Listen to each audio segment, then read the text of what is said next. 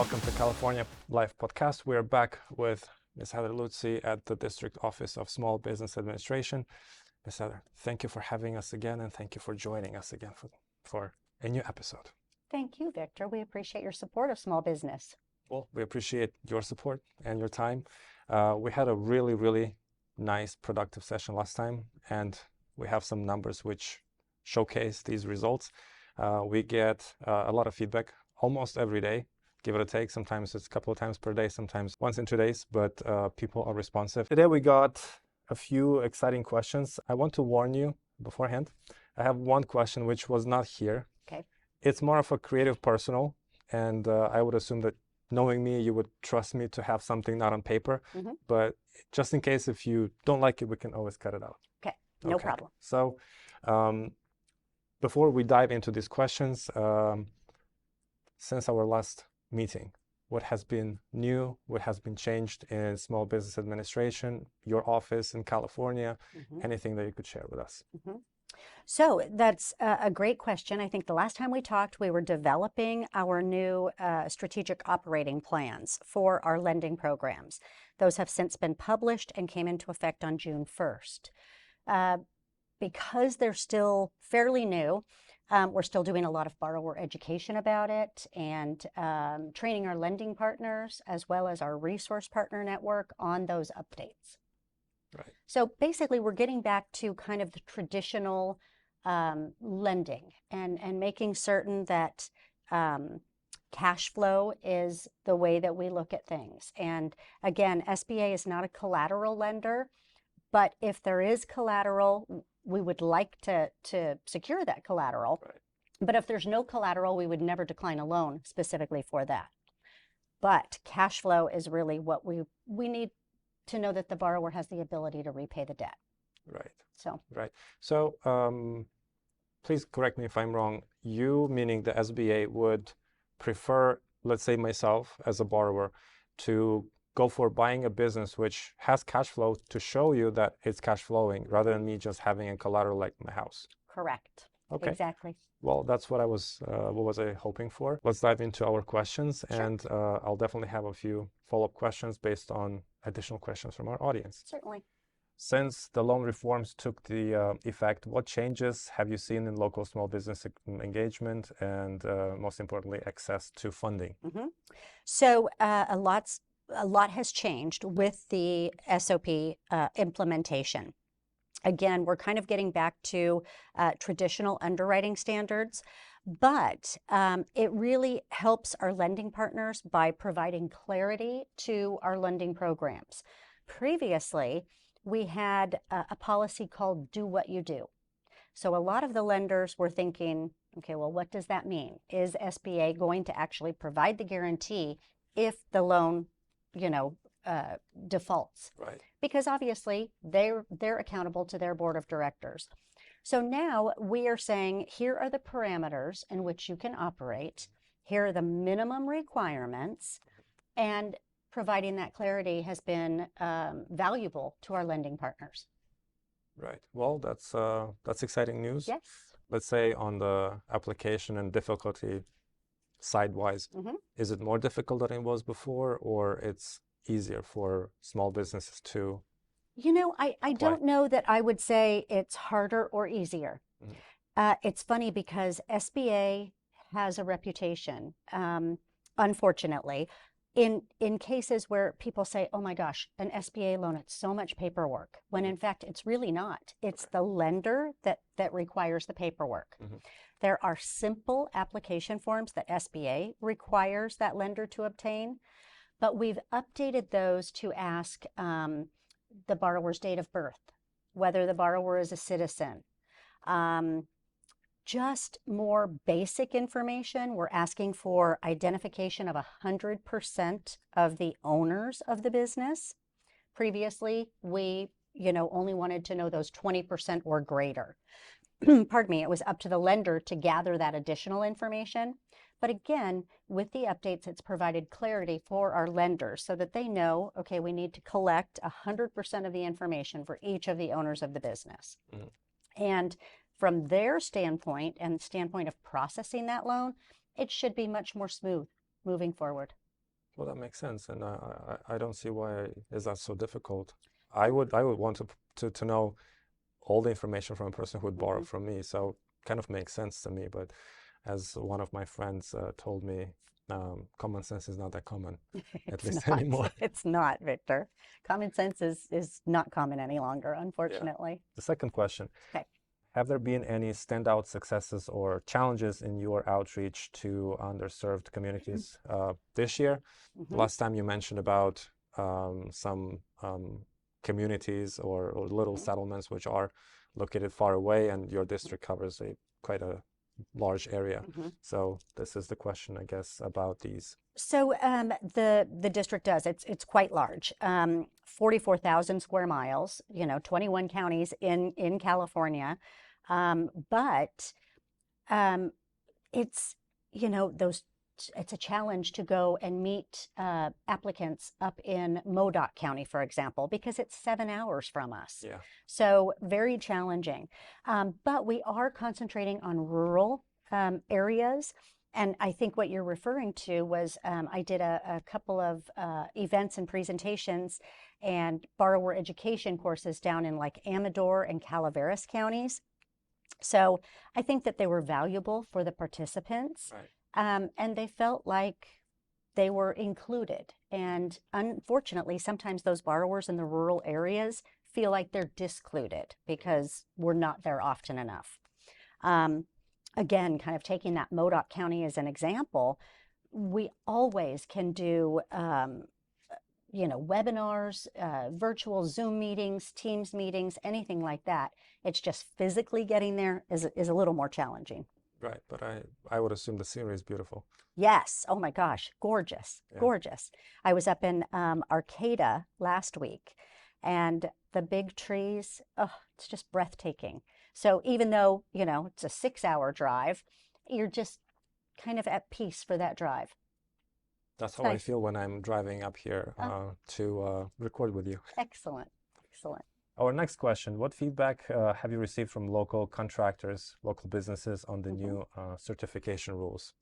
So I think there's been some confusion with the certifications, because keeping in mind that the cities perhaps have their certification programs, the state of California has their own certifications, and then there's the federal certifications. And sometimes they complement each other, and sometimes they just confuse the contractors. So we're doing a lot of contractor outreach, and Oksana in my office is our contracting specialist. She does a great job at explaining the differences between the certifications and where they can, get answers to each of their questions. So she's still growing in her position. She just recently got a promotion at the beginning of the year. Nice. So well, congratulations. Yes, I'm sure that she would watch this episode, I hope. And absolutely. Definitely. But she's a great asset to our team and a very bright young lady. She is grasping all of the concepts, and what she doesn't know, she has found a mentor internally here that has been able to coach her and guide her appropriately. And it's really, you can tell she's blossoming. Is her mentor's name Heather Luzzi by chance? No, not in this case. I am not the contracting expert, but you're running the whole ship. You're the captain. Yeah, but it's not a single thing. It's a team effort. It's a team effort. Just like captain of the ship has to have a crew. Absolutely. Exactly. Are there any new lenders making a noticeable impact on the Sacramento area in particular, but maybe you've known of other areas since the expansion? Yeah. So, I mean, that's a good question too, because we do have other lending institutions that are not geographically located here that provide financing here. So we did what we call a lender roundtable month and a half ago, maybe. And one of the presentations that I put up was saying, hey, you community banks and credit unions, you're here locally, but you're not lending locally.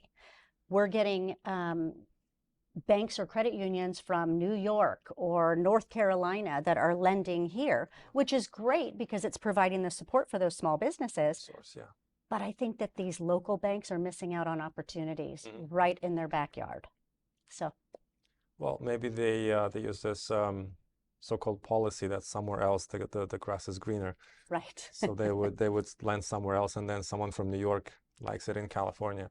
True. Well, the more resources our businesses can get, the better. Do we have any news updates or maybe hopes for grants for small businesses sometime soon? Nothing that I have been made aware of. Again, with the new administration coming in, we have a focus on manufacturing businesses. I believe we had this conversation last time. There is talk in the manufacturing arena of raising those loan limits. Our current SBA loan limits are at $5 million for any transaction. If it is a manufacturer, they're looking at raising that limit to 10 million. So it's going to really open it up for a lot more manufacturers. And again, the focus is on the American made. Right. We did launch a red tape hotline for manufacturers to give us feedback. Are they suffering any type of impediments to their business based on regulations, or how can we play a role in that? So our Office of Advocacy is kind of leading that charge. And then we also launched a resource hub for manufacturers just within the last 2 weeks. And it's specifically for onshoring. If they're looking for a product, don't look outside the U.S. Look through this portal, and we can match those businesses to get them the products that they need to make whatever they're making. Okay, but no grants. No grants as of Even yet. for manufacturers. As of yet. Okay. So that may come down the road, but I'm hesitant to, speculate on that. Well, we'll keep our eyes on the horizon. Exactly. Now, manufacturing-wise, I know I've mentioned this question last time, but still, maybe you have any updates. Manufacturing is still a vast, large field. Are there any specific subfields or directions in manufacturing that the government would prioritize? For SBA lending in particular, no. Because everybody is kind of an even playing field. What we do is look at the North American industry classification systems for the sector in which they're manufacturing. We then that tells us what size standard we're going to apply to that firm. And of course, we're the Small Business Administration. So again, we want to make sure that they don't exceed a certain threshold in either the number of employees or the dollar amount of their revenue. Right.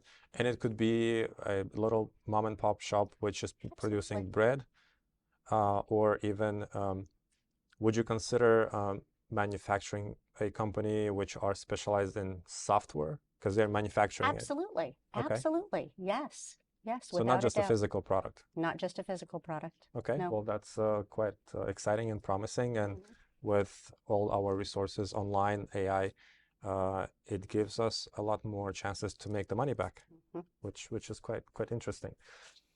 The next question: have there been any new developments in SBA support for returning citizens looking to launch their businesses? So with our previous SOP update, we were allowing individuals who were previously incarcerated back into our lending programs. So we've opened up those parameters.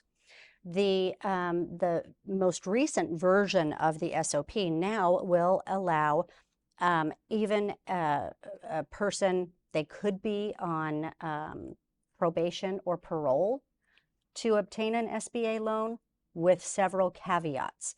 So we want to make sure that if there is recidivism and they go back to jail, to prison, that there are somebody else, that there's a key manager, that there's a partner, somebody else that can take over the business, and that the business won't suffer any deficiencies. So again, the lender's going to have to document that. But yes, they are absolutely allowed in the program. The only time that we would say no, absolutely no, is if there were financial crimes involved. If there's any financial crimes, sorry, cannot help. Well, if they, for obvious reasons. Well, if they committed financial crimes, they're probably well off, knowing of which, yeah. Wolf of Wall Street story, I think, that they should be lending, not the opposite way. I have a little block of new questions. Okay. Is the SBA offering resources to help local businesses adapt to AI and digital transformation? So this is really interesting. This is an area that I, unfortunately, am not, I'm fascinated by AI, but I don't know enough about it. I really have to learn more. So I will tell you that our small business development centers have developed an AI program. So they're putting together cohorts and going to graduate these cohorts through this AI program. So I myself really want to be a part of that program, just so I'm able to speak intelligently about it. Right. The world is moving so fast, and with the digital age and artificial intelligence, it just seems a little overwhelming to me, simply because I'm not used to it. So I want to learn more. Makes sense. If I may have a follow-up question, I've spoken with one of the founders of a European business summit. It's called the Unicorn Summit, and they brought on board, it's going to be in Portugal, but they also want to run something in the US. They brought on board a lot of very successful entrepreneurs, billionaires, including Mr. Macaulay, as you know, will be flying in and giving a speech. What this gentleman shared with me is that they are talking about having a universal income for everyone because of the AI, and the AI will be able to. And to me, it sounds a little bit utopian that we have to make money to survive, as he says, right? To me, it's a little bit different. With AI and all the technology, we'll be able to reduce all the cost to slim to nothing. And he gave an example. We're recording online. 20 years ago, it would cost $1 per minute or more to have a phone call when you're calling to Portugal. Now we have a free online recording. And okay, I see that happening, but if you want organic food, is it gonna be that good? So I have a lot of doubts about it, and not my preference, but what would be your, it's just personal feel about this? Yeah, again, Victor, I think it's so fascinating to me, but scary at the same time. I don't know that I'm in support of universal income. I like the idea of capitalism. I think our country was built on capitalism. But I also am very cautious about this. And I think small businesses are as well. We visited during a manufacturing tour last month when our new regional administrator came to town.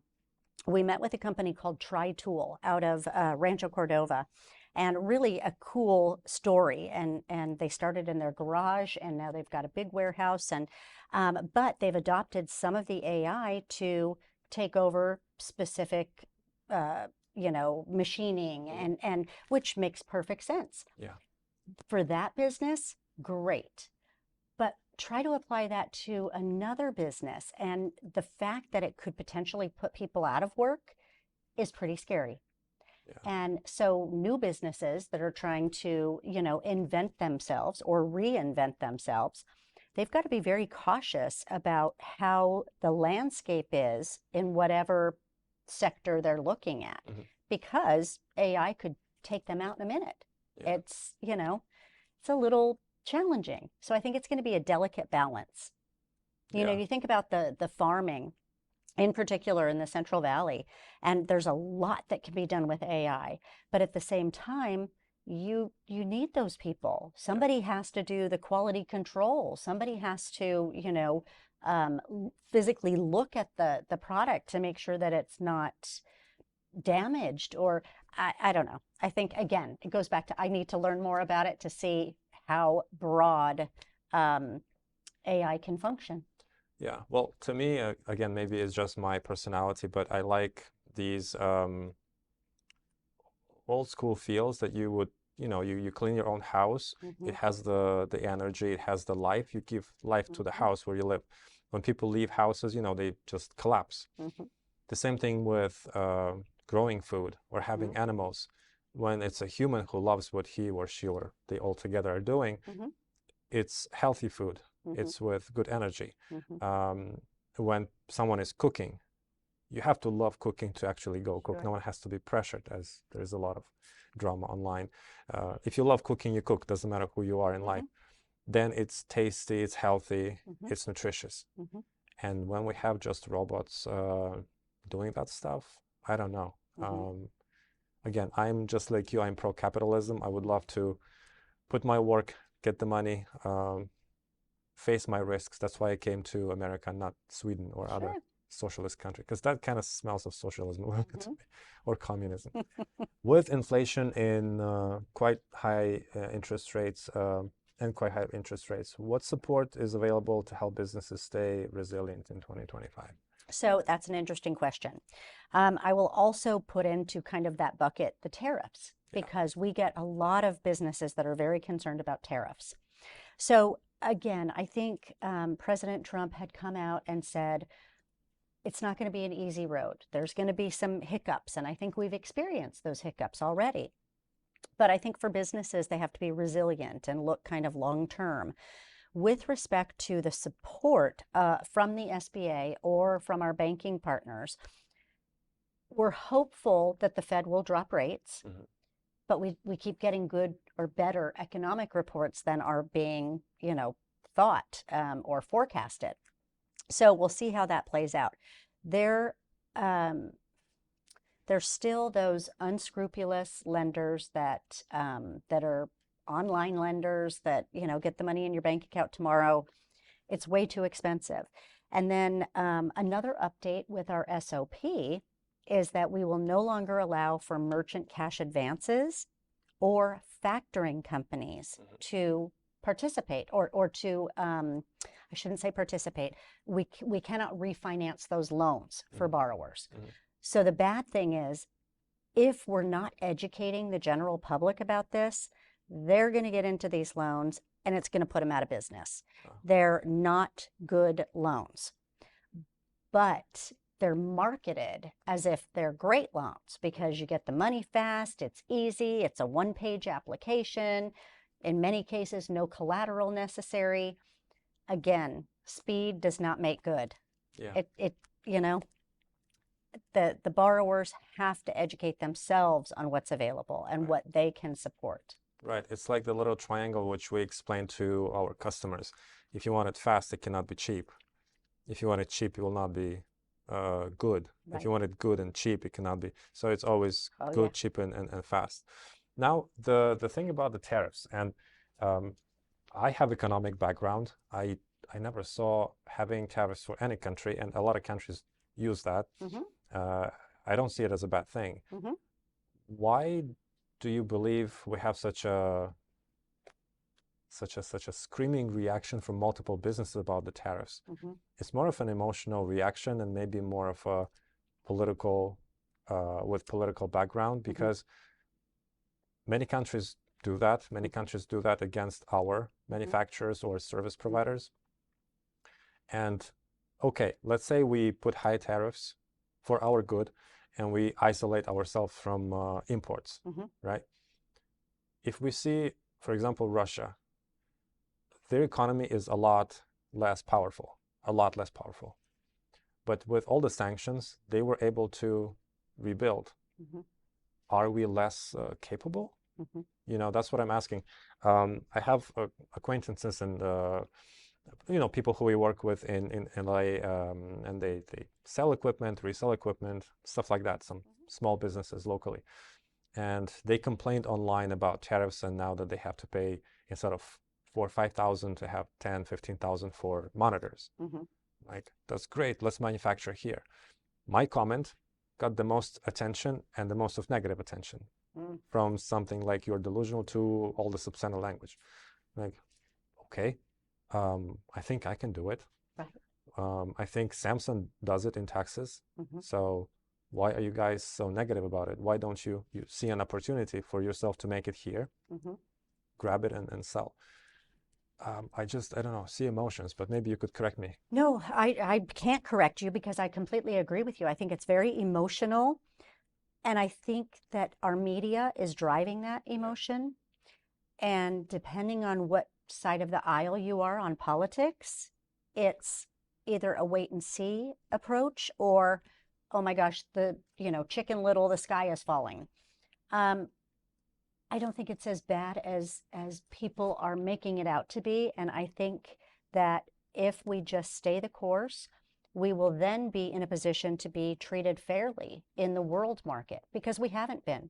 The information that has come out is really troubling when you look at even Canada, our closest neighbor.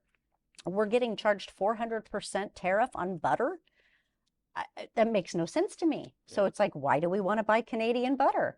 And I mean, that's just one of the examples. But yeah, I think this will all kind of blow over. And if one country is going to charge us tariffs, why can't we charge tariffs right back? Why can't we even that playing field? And quite frankly, you're in America. Let's support American-made goods and services. Absolutely. That's the way it should be. Support your neighbor. Support, you know, the manufacturer down the street or across the country, not in another country before ours. Exactly. And for what I see in the little media world that I see, because it's pretty big, is a lot of people are American citizens and anti-American. One of the examples that I have, I've seen a social media post of a UC Berkeley graduate when she stated that she hopes that Canada would kick America's ass because of the tariffs. Sure. And she would claim that I don't know what it is, tariffs. So, okay. And I reached out, like, are you serious? Yeah. Because that is wrong. What is wrong? It's a competition, and is it wrong to compete and defeat the opponent? That it happens in tennis, it happens in football, it happens in why? Competition Why do you support? is a good thing. Yeah, why do you support the opposite side and not your own country?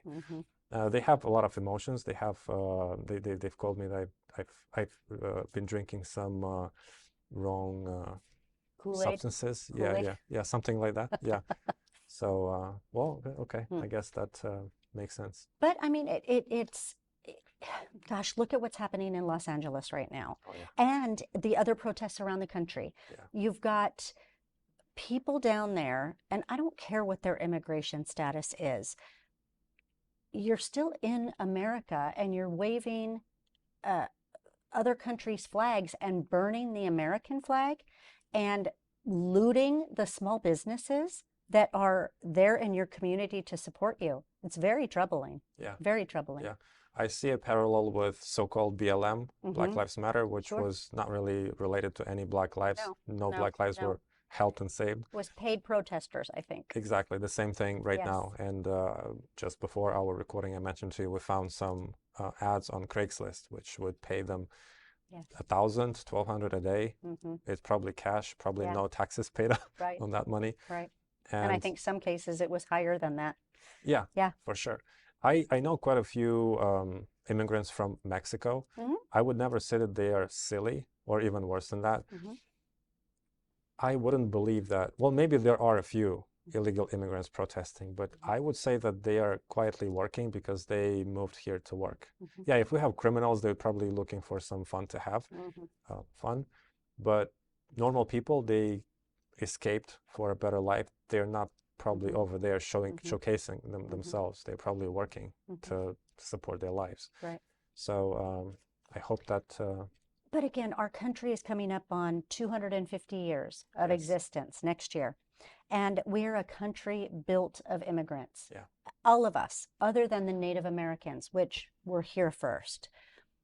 I just, why not come in legally? Why not go through the process? Stand in line, because I know plenty of people that have done that. Yeah. And it's not fair for somebody to come in and not go through that process.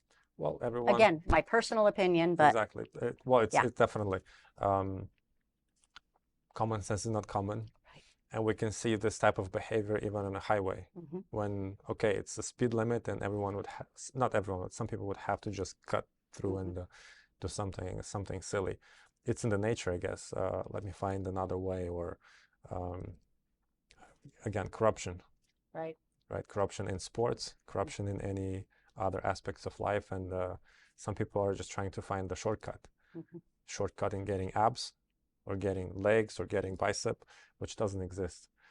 The same thing in here. I am an example of those who obtained status legally proud American citizen that you mentioned. I've happened to listen to an interview. I cannot remember who the gentleman's name, but he was comparing now that the immigration in the U.S. is a lot more difficult, and back in, I think, 1914, anyone could come into the country, just register, and you're free to go. Mm-hmm. And he had a little bit of facts, pros and cons, but he says the main reason why that is not possible now is because back then people were coming for jobs, and that's how it would benefit both American citizens already and the newcomers. Mm-hmm. Now it's mostly for welfare. That's why what was okay back then in 1914 is not possible right now. Mm-hmm. So kind of makes sense, made sense to me. Absolutely. Yeah. Absolutely. And of course, 1914 was a different time. Yeah. I mean, we didn't have the dangers that we have these days. And the world is a dangerous place. And, you know, from the standpoint of the administration, any administration, it's their job to protect the citizens. Yeah. It's not their job to protect non-citizens or people that came in illegally and to support them. Because what about those American citizens that need that support, that they can't get it because they're too far back in line? Yeah. So, yeah. Again. Well, let's hope that it will somehow get fixed. I don't know if it's possible to fix completely, but at least we can make our steps towards that. Absolutely. Absolutely. Yeah. My next question.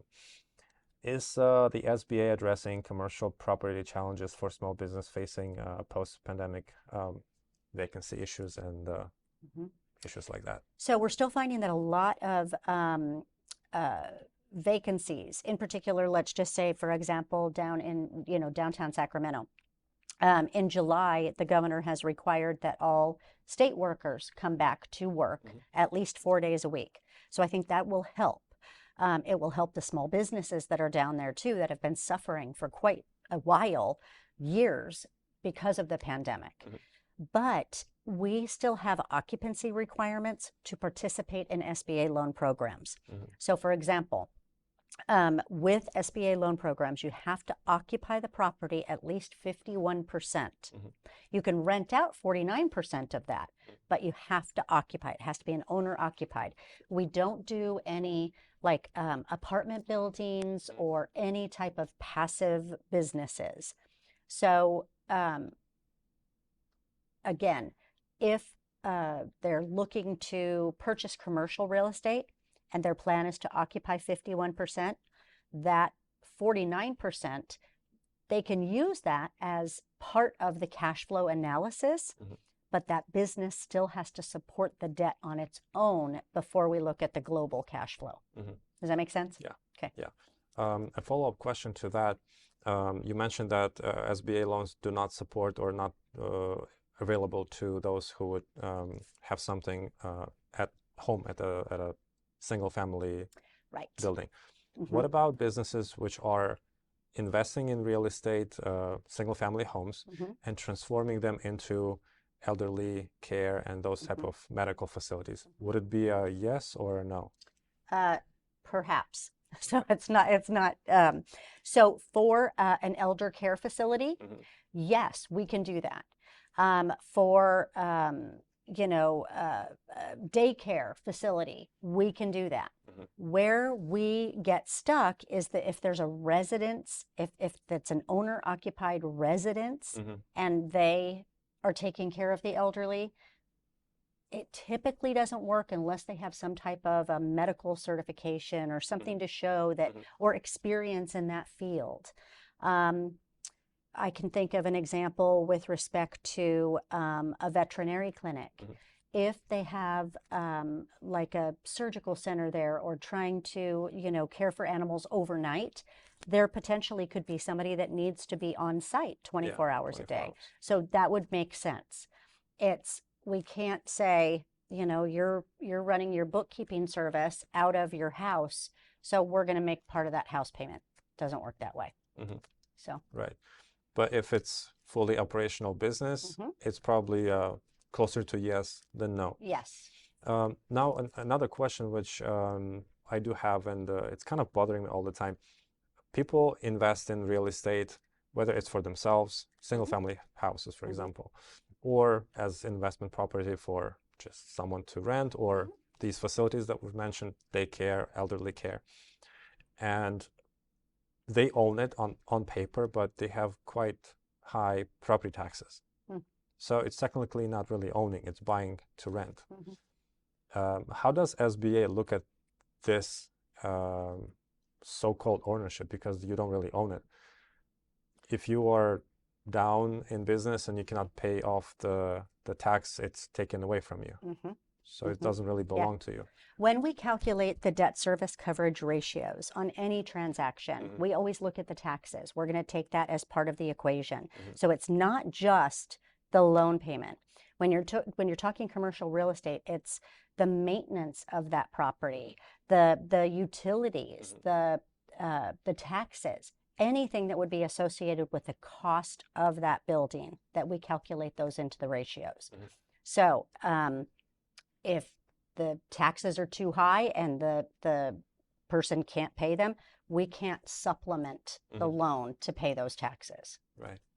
Well, that makes sense. How is the SBA engaging younger entrepreneurs like college grads, teenagers, Gen Z founders in Sacramento area, your district, and across California, if you know? So again, a great question. There's a lot of district offices that are working with the UC systems or the collegiate systems across the country, and have developed cohort programs or training programs for youth entrepreneurship.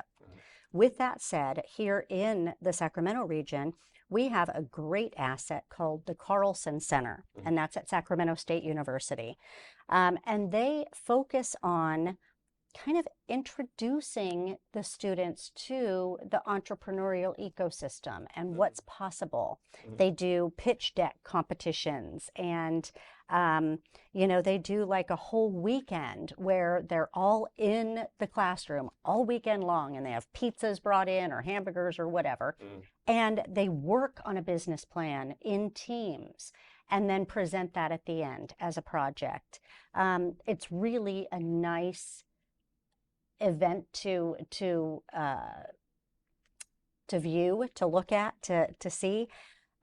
With SBA, we are very supportive of those things and will help advertise those particular events, but we have not created that on our own yet.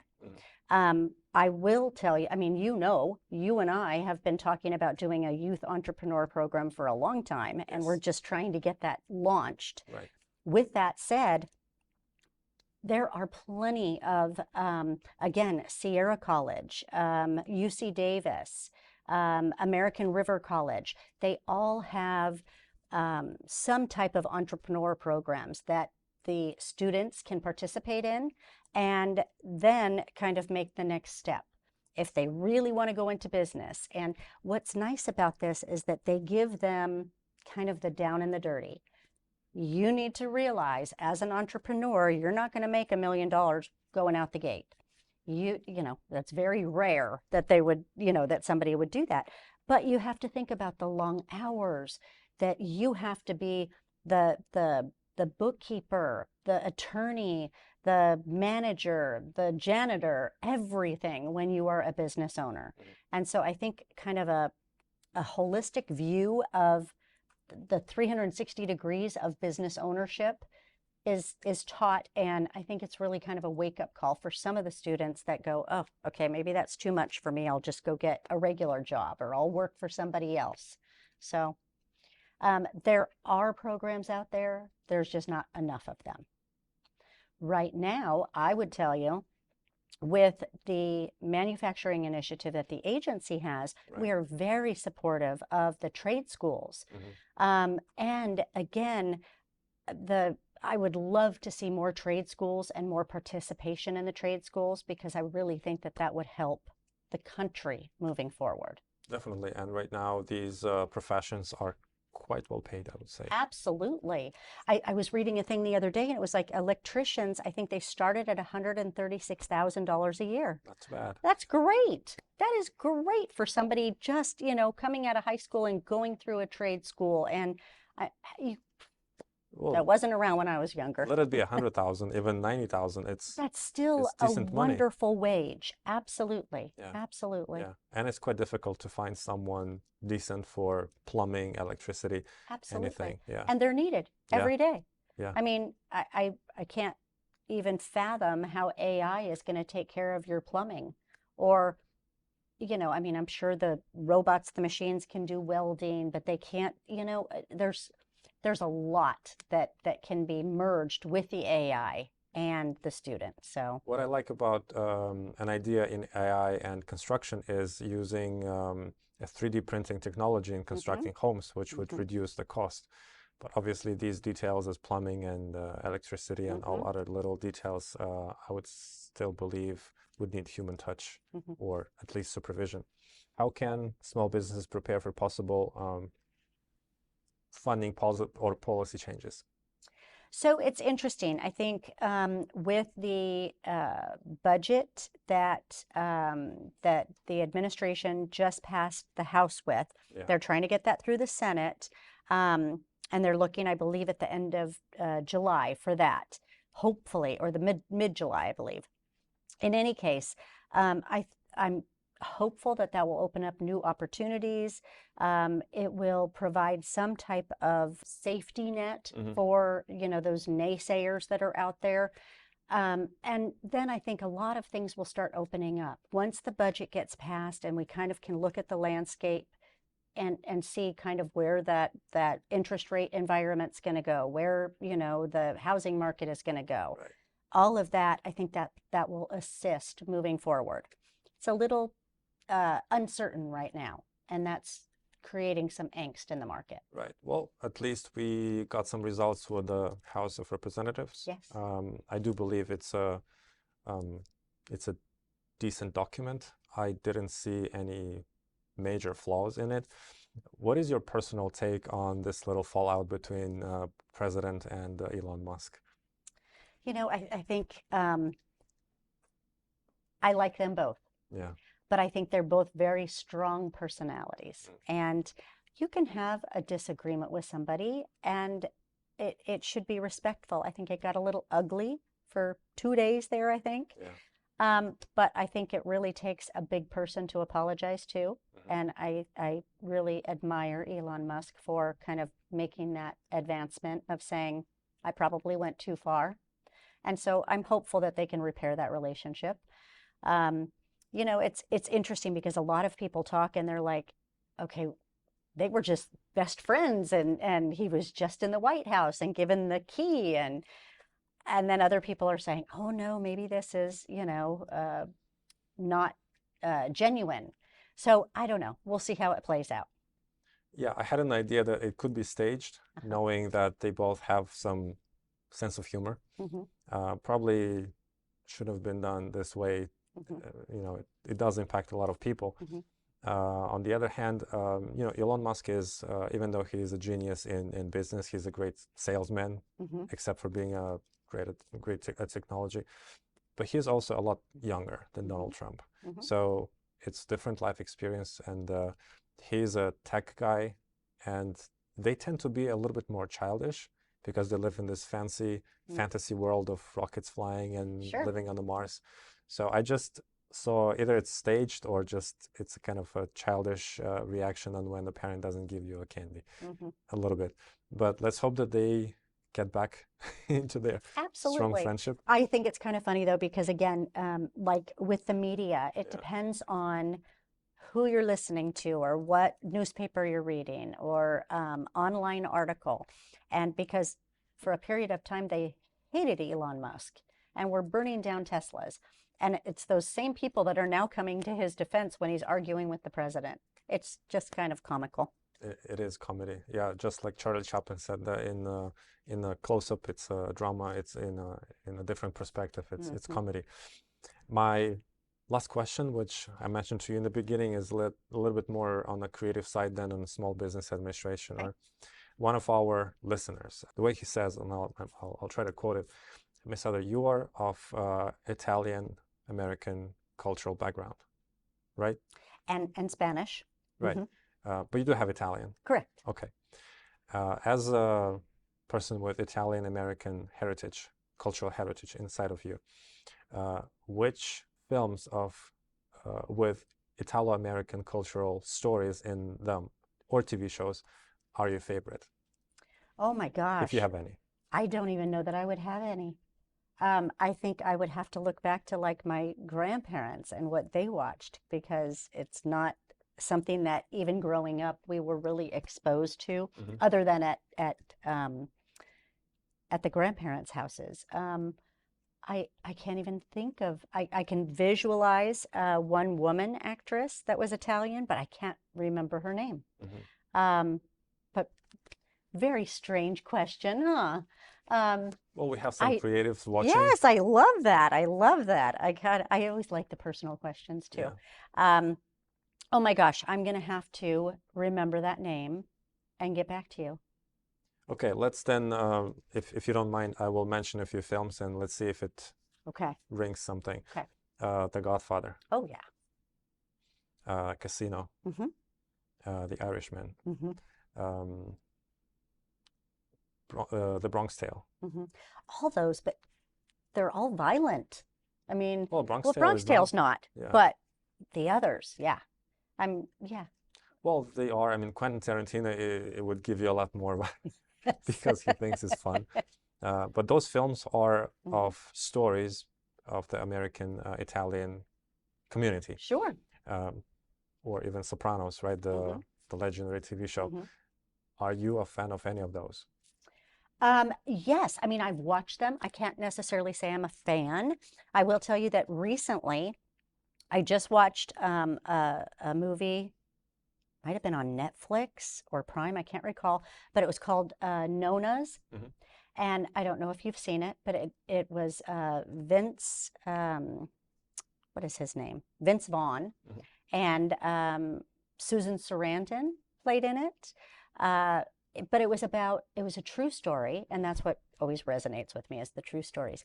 But a true story about a guy that wanted to open a restaurant. He was a dock worker, I think, and had this idea of opening a restaurant in New York. And so he found these grandmothers because his mom had passed away, and he loved her cooking. And it was like, you know, he felt like a part of him died when he lost her and wanted to replicate that cooking. So he brought together a bunch of nonnas to cook in his restaurant. And since, I don't recall when this happened. I don't know if it was in the 90s, I think. But again, true story. But now they have people from all over the world, all the grandmothers from all over the world cooking. So it started out Italian, and they did like their Sicilian and then Northern Italy, and they're not the same, they're different. But I thought it was just a heartwarming story. And I love the fact that it's still going today, and that they have different nonnas from around the world, whether it be Chinese or Indian or any type of thing. That's fun. Yeah, I thought it was very fun. Well, then one more challenging question. On personal cultural side, Italian cuisine or Spanish cuisine? Oh, I have to say Italian. I have to. We used to have raviolis at Christmas time, and you know, yeah. Well, I cannot agree more. Even though Spanish is good, but absolutely nothing beats the Italian one. Ms. Heather, thank you very much for your time today. It was another moment of joy for me. It was a pleasure. It was a lot of information for our viewers, and can't wait to meet you and record our next episode. Excellent. Victor, thank you so much. And thank you for your audience for tuning in, and keep the questions coming. I enjoy this. Definitely. Thank you. Thank you.